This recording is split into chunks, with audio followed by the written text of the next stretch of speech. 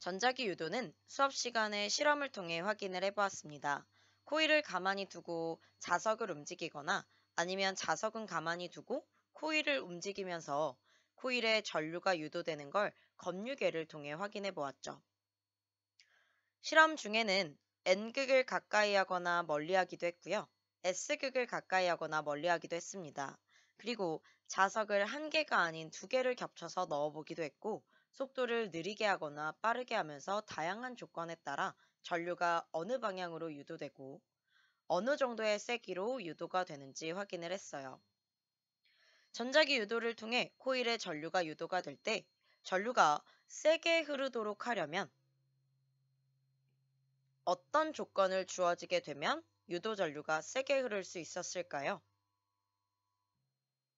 먼저 자석을 한 개가 아닌 두세 개를 겹쳐서 넣었을 때, 즉 자석의 세기를 세게 했을 때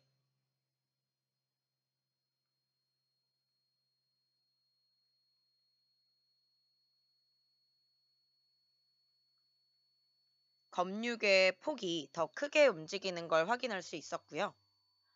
자석을 움직이는 속도가 빠를 때 검육의 폭이 커지는 걸 확인할 수 있었어요.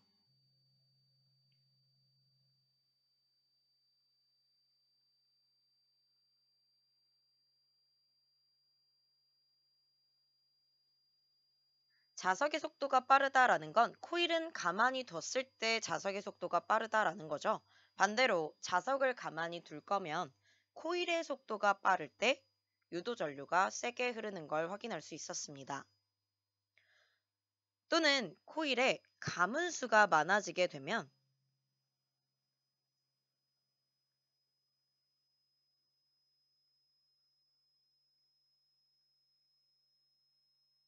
검육의 폭이 더 크게 움직였었어요.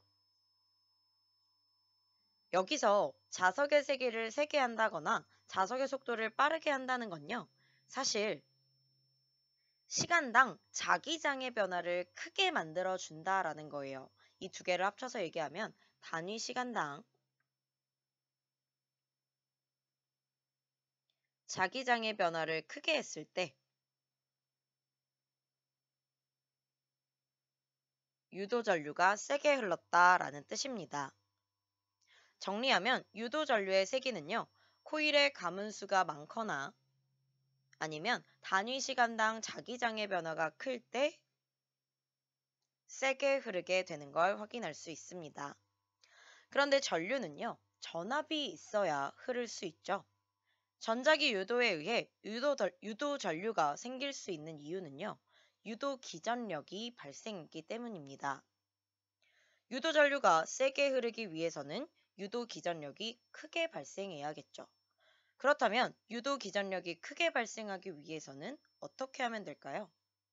마찬가지로 코일의 가문수를 많게 하고 단위 시간당 자기장의 변화를 크게 하면 유도 기전력이 크게 발생하게 되고요. 그 결과 유도 전류도 세게 흐르게 됩니다. 이것이 바로 패러데이의 전자기 유도 법칙이에요. 패러데이의 전자기 유도 법칙을 정리하면 유도 기전력은 코일의 가문수에 비례한다. 즉, 코일의 가문수가 많아지게 되면 유도 기전력이 크게 발생하게 되고 그 결과 유도 전류가 세게 흐르게 된다라는 뜻이죠. 두 번째, 유도 기전력은 단위 시간당 코일을 통과하는 자기장의 변화에 비례한다.